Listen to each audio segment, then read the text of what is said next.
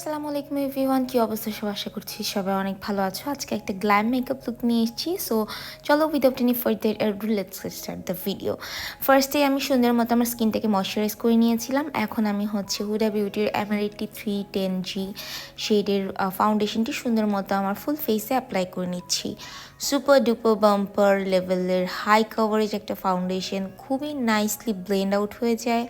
And O my god, এর coverage নিয়ে two be honest আমি কিছুই বলবো না, তোমরা জাস্ট দেখে নাও।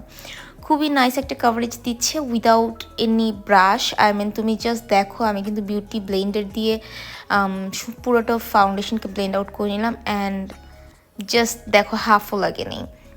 সো যাই হোক, 7 HD concealer in the shade FC1, এটা দিয়ে আমি সুন্দর মতো আমার হাইলাইটিংটুকু কমপ্লিট করছি। সো আজকে বেসিক্যালি আমার একটা গানের প্রোগ্রাম ছিল, গানের শো ছিল। সো ওটার জন্যই আসলে রেডি হচ্ছিলাম, অ্যান্ড মনে হলো একসঙ্গে রেডি হই আর কি। তো সুন্দর মতো আমি সেম ওয়েট বিউটি স্পঞ্জটি দিয়ে সুন্দর মতো ব্লেন্ড আউট করে নিলাম। এখন চলে যাবো লুজ পাউডার। আমি ইয়ারস্পান লুজ পাউডারটি ইউজ করছি in the shade medium. So এটাকে আমি সুন্দর মতো আমার ফুল ফেসে একটু বেক করার জন্য ইউজ করে নিচ্ছি।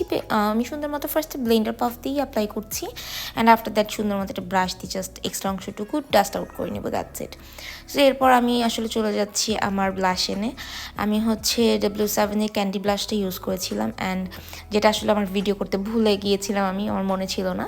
সো এই যে সুন্দর মতো আমি অ্যাপ্লাই করে নিচ্ছি আমার ফেসে যে সকল এরিয়া প্রয়োজন সেই সকল এরিয়ায়। আমি ম্যাকের এই সুন্দর একদম লাইট কালারের একটা ব্রোঞ্জার আমার স্কিনে অ্যাপ্লাই করে নিচ্ছি। এই ব্রোঞ্জারটা একটা প্লাস পয়েন্ট হচ্ছে, যারা তোমরা খুব বেশি ব্লেন্ডিংটা পারো না, বা যাদের মনে হয় যে কন্ট্রোলিংটা তোমাদের জন্য না, ভালো মতো ব্লেন্ড হয় না অল, তারা কিন্তু খুব ইজিলি এটি ইউজ করতে পারো। এটি দিয়ে সুন্দর মতো খুব বেশি ডার্ক কোনো কালার না হয় খুব সুন্দর একটা আউটকামস দেয়। চলে যাব আমি আইশ্যাডোতে। প্রথমে আমি টেকনিকের একটা প্যালেট থেকে একদমই ডার্ক চকলেট একটা কালার নিয়ে নিচ্ছি, অ্যান্ড এটাকে সুন্দর মতো আমি আমার ক্রিজ লাইনে অ্যাপ্লাই করব। আজকে বেসিক্যালি আমি একটু স্মোকি কাইন্ডে একটা আই লুক চাচ্ছিলাম, যেহেতু আমি আজকে একটু ব্ল্যাকের মধ্যে তারপরে সিকোয়েন্ট কাপড়ের মধ্যে আসলে একটা ড্রেস পরবো। সো যার কারণে একটু স্মোকি একটা ভাব দিচ্ছিলাম। ফার্স্টে ডার্ক কালারটা অ্যাপ্লাই করার পর একটু লাইট একটা কালার আইশ্যাডো নিয়ে আমি সুন্দর মতো দুটাকে ব্লেন্ড আউট করে দিলাম। অ্যান্ড এরপর আর একটু ডার্ক টাইপের একটা খয়েরি কালার পিক করে আমি জাস্ট আউটার আর ইনার কর্নারটাতে অ্যাপ্লাই করছি। অ্যান্ড মাঝখানে আসলে আমি একটু শাইনি একটা লুক চাচ্ছিলাম, যার কারণে আমি শোফিক্স এই প্যালেটটি থেকে গোল্ডেন টাইপের একটা কালার পিক করে সুন্দর মতো আমার মিডলের লিডের অংশটুকুতে অ্যাপ্লাই করে নিচ্ছি। আমি আমার হাতের সাহায্যে সুন্দর মতো অ্যাপ্লাই করছি।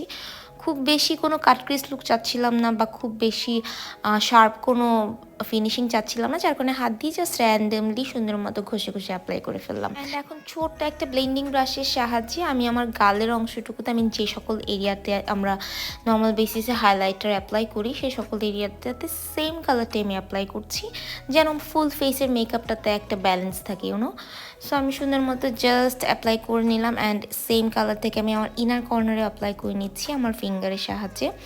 অ্যান্ড এখন আমি এসেন্সের এই মাস্কারাটা অ্যাপ্লাই করে নিচ্ছি। ও মাই গড, এত সুন্দর ওয়াটারপ্রুফ একটা মাস্কারা। আমার তো মনে হয় যে খুবই সুন্দর একটা ভলিউম দেয় আমার আইল্যাশেসে, অ্যান্ড খুবই নাইস একটা আউটকামস আসে।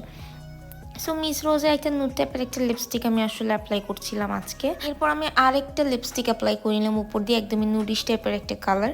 সো আমার খুব ভালো লাগে আসলে একটু বোল্ড টাইপের আই লুক হলে একদম নিউট্রাল টাইপের একটা লিপস্টিক অ্যাপ্লাই করতে।